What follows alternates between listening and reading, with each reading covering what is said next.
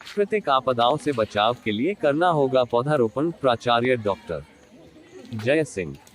राजकीय कन्या वरिष्ठ माध्यमिक विद्यालय दुबलधन में एक पेड़ मां के नाम कार्यक्रम का आयोजन किया गया।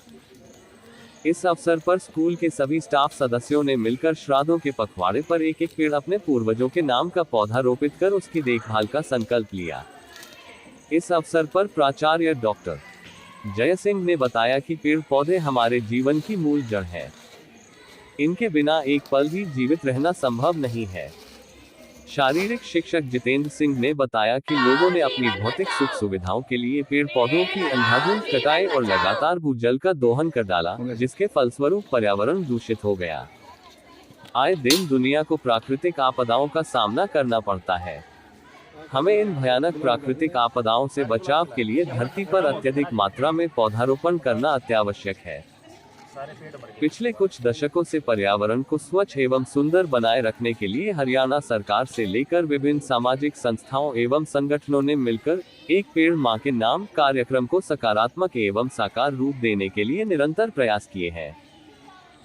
उन्होंने खासकर युवाओं से आह्वान करते हुए कहा कि घर परिवार में कोई भी मांगलिक कार्यक्रम हो तो यादों को तरोताजा बनाए रखने के लिए अपने घर के आंगन में कोई फलदार पौधा अवश्य रोपित करें, ताकि पक्षियों को भी रैन बसेरा और खाना मिल सके। इस अवसर पर श्री जितेंद्र डीपीई ने अपने सुपुत्र गर्व बागड़ी के जन्मदिन को राजकीय वरिष्ठ माध्यमिक स्कूल दुबलधन में 10 पौधा लगाकर मनाया।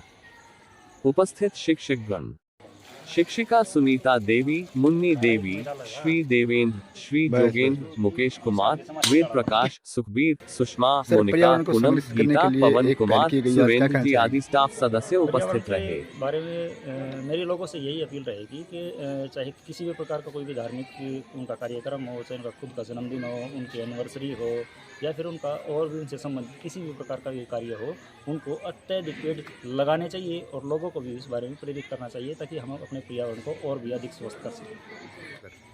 इसके बारे में एक तो कहीं ना कहीं लोगों का जो लाइफस्टाइल है इसके लिए बहुत ज़्यादा जिम्मेदार है, क्योंकि हम देखते हैं कि आजकल की जो युवा पीढ़ी है वो वाहनों का बहुत ज़्यादा प्रयोग करना शुरू कर दिया उन्होंने। चाहे उनका छोटा सा भी कोई काम होता है तो वाहन पे जाते हैं, जिससे प्रदूषण होता है, धुआं निकलता है। लेकिन इस बारे में उनको जागरूक करने की बहुत अधिक आवश्यकता है कि हमें उनको वाहनों को जितना ज़्यादा जब जहाँ हमें ज़रूरत हो उसी समय पे हमें उसका प्रयोग करना चाहिए। व्यर्थ में हमने साधनों का प्रयोग नहीं करना चाहिए, जिससे पर्यावरण को हम बचा सकते हैं। सर, देखा गया है कि कहीं कई प्रदेशों में बाढ़ है, कहीं भूकंप है, कहीं और भी आपदाएं आ रही हैं, तो क्या प्रकृति के साथ खिलवाड़ मानते हैं इस चीज़ को आप? देखो, कहीं ना कहीं इस चीज़ के लिए हम स्वयं मानव ही इसके लिए जिम्मेदार है, क्योंकि प्रकृति किसी ना किसी रूप में हमसे जो हम प्रकृति से खिलवाड़ करके हम उससे लेते हैं, प्रकृति उसको हमारे द्वारा वापस ले भी लेती है। क्योंकि पहले क्या होता था कि बहुत ज़्यादा पेड़ पौधे थे, पोल्यूशन कम था।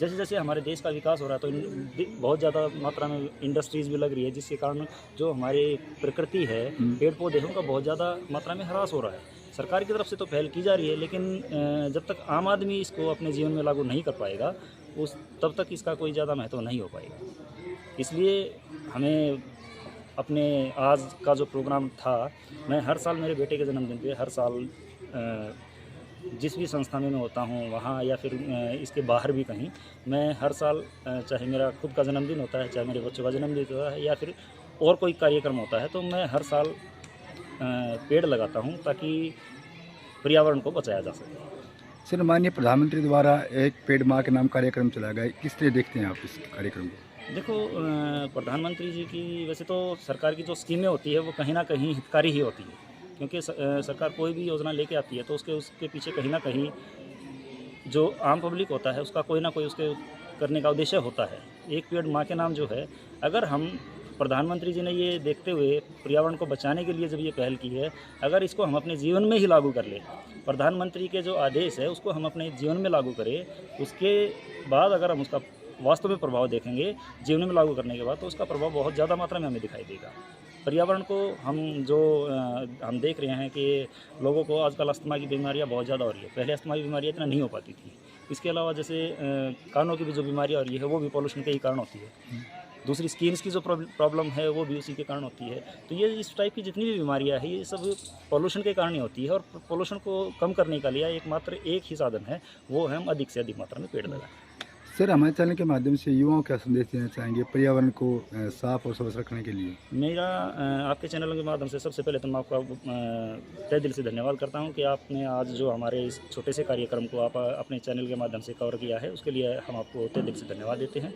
और युवाओं से मेरी यही अपील है, और अपील भी है और उनसे एक संदेश भी है मेरा, कि आपके जीवन में जो भी आप सुखद दिन मानते हो, विशेष दिन मानते हो, उस विशेष दिन को और अधिक विशेष बनाने के लिए आपको पेड़ लगाना ही चाहिए, जिससे हम पर्यावरण को भी बचा सकेंगे और अपने जीवन को भी सुखद बना सकेंगे और अपने यादगार भी बना सकेंगे, क्योंकि एक व्यक्ति के जाने के बाद एक पेड़ हमेशा रहता है।